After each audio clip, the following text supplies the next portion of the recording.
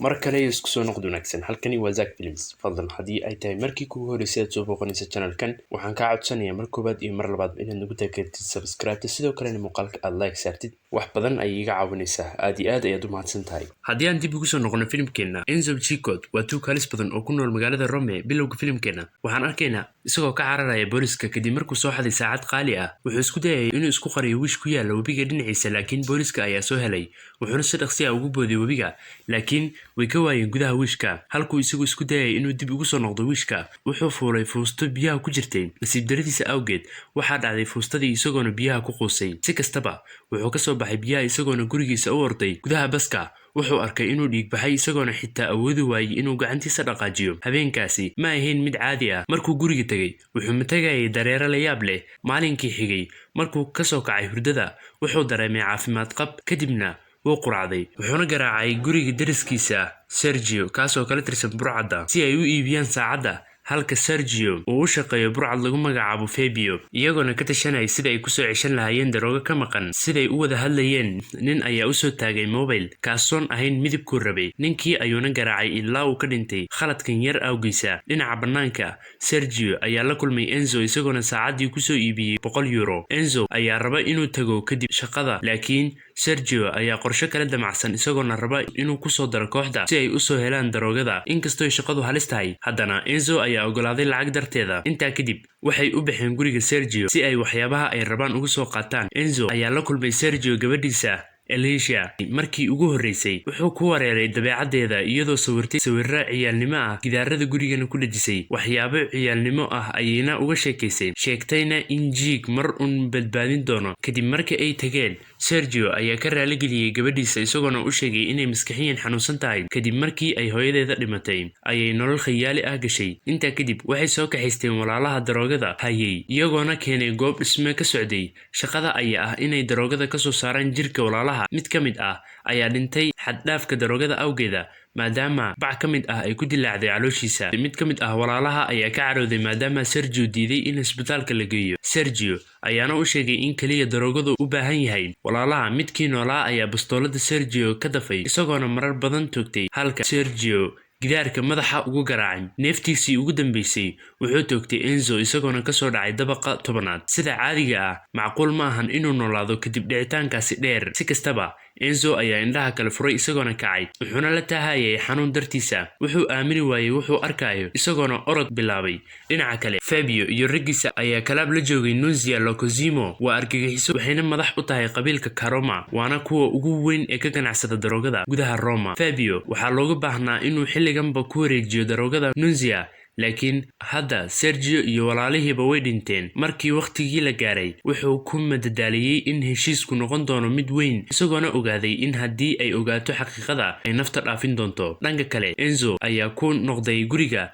laakiin waxaa joojisay Alicia iyadoona wax ka weydiisay aabaheeda laakiin wuu iska indhatiray halka Alicia ay joojin weysay inay albaabka garaacdo Enzo oo caraysan ayaa yaday albaabka isagoona dalooliyay markuu ogaaday awoodiisa wuxuu bilaabay inuu alaabta tuurtuuro habeenkaasi wuxuu xaday ATM isagoona adeegsanaya awoodiisa lacagta ayuuna cunto ku soo iibsaday awoodiisa ayaana sii siyaadaysay nabarkii xabadda ee wax yar ka hor ayaana qarsoomay qaybta hoose Fabio iyo raggiisa oo raadinaya Sergio ayaa yimaaday iyagoona u hanjabay Alicia si ay u sheegto halkuu joogo waxay u muuqataa inaysan ka warqabin halka uu heshiisku ka dhacay waxay u maleynayaan in Sergio la baxsaday daroogada si ay u soo helaan isaga Fabio ayaa midi sanka ka saaray Alicia isagoona weydiiyay halka aabaheedu joogo Alicia oo aan waxba ka ogeyn waxa socda ayaa iska aamustay taasoona isaga in badan ka caraysisay si kadis ah Enzo ayaa daaqada soo jabisay isagoona maaskaro xirnaa si aan loo aqoonsanin wuxuuna si fudud u dalacay mid ka mid ah ragga Fabio isagoona miiska ku dharbaxay halka kuwa kale bilaabeen inay weeraraan isagoona si fudud iskaga dhiciyay awoodiisa awgeed markay ogaadeen inaysan iska celin karin Fabio iyo raggiisa ayaa kala cararay ka hor inta aysan bixin Fabio ayaa awooday inuu midi ku dhufto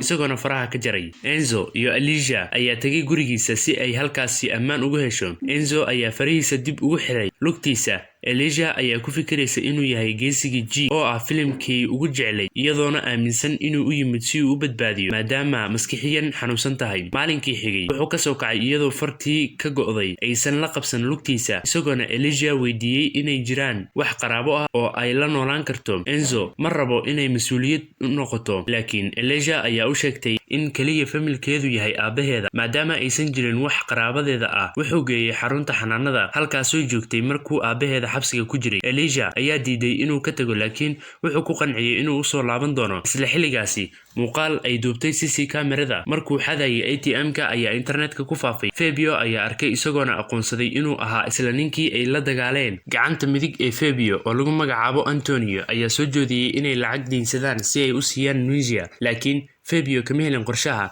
beddelkeedana wuxuu soo jeediyay inay dhacaan gawaarida gaashaaman kaas oo ay qorsheeyeen inay dhacaan heshiiska kadib. Dhinaca kale guriga Enzo ayaa arkay waraaqad uu lahaa Sergio waxaana ku diyaarsaneyd qorshaha dhicitaanka gaariga. Maalinkii xigay Fabio iyo raggiisa ayaa u diyaarsanay dhicitaanka iyagoona hubaysan laakiin Enzo ayaa joojiyay gaariga isagoona dhacay wax waliba iyaga ka hor. Fabio ayaa xabadeeyay si kastaba Enzo ayaa baxsaday intii aysan qaban ka hor. Guriga Enzo askari ayaa soo garaacay albaabka waxay u muuqataa inay soo heleen Elijah oo walwalsan taasoo wadooyinka ka raadinaysay Enzo. Isaga ayaa soo xareeyay isagoona ku canaantay in ay askar keentay gurigiisa. Waxay u sheegtay inuusan booqasho uga iman iyagoona daawaday filimkii dooqeeda ahaa. Maalinkii xigay Enzo ayaa geeyay goobta madadaalada oo xirnay isagoona adeegsaday xooggiisa. Dhinaca kale Fabio iyo Antonio ayaa iskhilaafay. Antonio ayaa raba inay qaataan deyn si ay dhibaatada u xaliyaan laakiin Fabio ayaa ka diiday. Markuu Antonio hadalka badiyay Fabio ayaa raggiisa amray iyagoona dilay halka Elijah iyo Enzo ay aadeen dukaamaysi. Intaa kadib Enzo ayaa u sheegay xaqiiqda aabaheeda. Elijah ayaa murugootay iyadoona Enzo ku eedeysay inuu ogolaaday inuu aabaheeda dhinto. Intaa kadib TV-ga ayaa laga soo sii daayay gaarigii la dhacay. Enzo ayaana loo aqoonsaday dambiilaha ugu halista badan. Fabio oo ka maseeray ayaa bilaabay siduu awood ku heli lahaa. Elijah ayaa ka carootay Enzo iyadoona raacday train laakiin Enzo ayaa joojiyay isagoona raali geliyay waxayna ka ogolaatay in ay raacdo. Markii uu soo baxay wuxuu arkay in dadkoo dhan ay duubayaan kadib markii la arkay isagoo joojinaya tareenka isagoona Elijah la baxsaday halka Fabio la kulmay mid ka mid ah saaxiibadiisa si lacag deyn ah u weydiista laakiin isla markiiba Nunzia ayaa soo weerartay maadaama lacagta waqtigeeda ay ku bixin waayeen. Isxabadayn ayaana bilaabatay kaliya Fabio iyo Nunzia ayaa soo haray. Fabio ayaa aaday xafiiskiisa wuxuuna arkay in dhammaan raggiisa Nunzia ay ka tilaabsatay waxaana TV-ga laga soo sii daayay in dambiilihii awoodda lahaa la helay. Fabio ayaana ogaaday inuu Enzo yahay isagoona u baxay si uu u weydiiyo sirta ka dambeysa awoodiisa. Intaa kadib Enzo iyo Elijah ayaa go'aansaday in ay u baxsadaan magaalo kale maadaama boolisku arkeen wejigiisa saxda ah. Habeenkii waxay degeen hotel si kadis ah. Fabio ayaa gudaha u soo galay isagoona xabad sumaysan ku dhuftay Enzo. Markuu soo kacay wuxuu arkay in koolo lagu xirxiray. Fabio ayaana ugu hanjabay nolosha Elijah si uu u sheego sirta awoodiisa. Enzo ayaa u kaxeeyay keydka webiga isagoona u sheegay inuu ku boodo laakiin Fabio ayaa shakiyay isagoona ku fikirayay in Enzo rabo inuu quusiyo sidaasina kaga faa'iideysto. Halka Nunzia iyo kooxdeeda ay goobta soo gaareen iyagoona xabadeeyay. Fabio iyo Elijah ayaa xabada ku dhaawacmay. Nunzia ayaa gubtay Fabio iyadoona webiga ku tuurtay halka Elijah ay Enzo kula dardaarantay inuu awoodiisa dadka ku caawiyo. Maalinkii xigay Fabio ayaa biyaha ka soo baxay isagoona wanaagsan welibana caafimaad qaba. Waxay u muuqataa in isaguna awood ka helay biyaha. Wuxuu aaday Nunzia goobteeda isagoona argutay sidoo kalena muuqaal ayuu iska duubay si uu caan u noqdo sida Enzo. Wuxuuna arkay hub badan oo ku qarsoon goobta. Waxaa iska cad in Nunzia ay damacsaneyd inay qarxiso magaalada. Dhinaca kale Enzo ayaa la murugaysan geerida Elijah. Hooyo iyo gabadheeda ayaa shil ku galay wadada dhinaceeda wuxuuna adeegsaday awoodiisa si uu u badbaadiyo gabadha yar. Hooyada ayaana habsiisay iyadoona u mahadcelisay taasoona xasuusisay ereyadii ugu dambeeyay ee Elijah. Xogaa kadib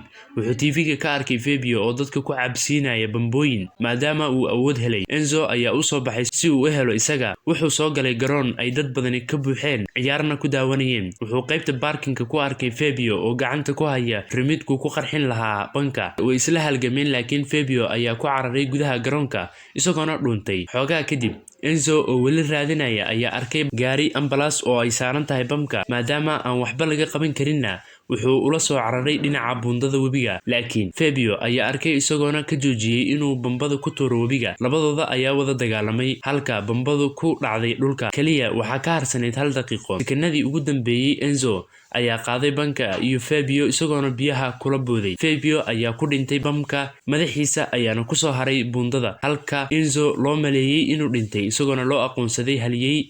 Dhamaadka filimka waxaan arkaynaa Enzo oo kor ka eegaya magaalada Roma isagoona xiran maskiga Jig maadaama Elijah ay u hadiyeysay. Filimkani waxaa lagu magacaabay Call Me Jig, wuxuuna soo baxay sanadii 2015.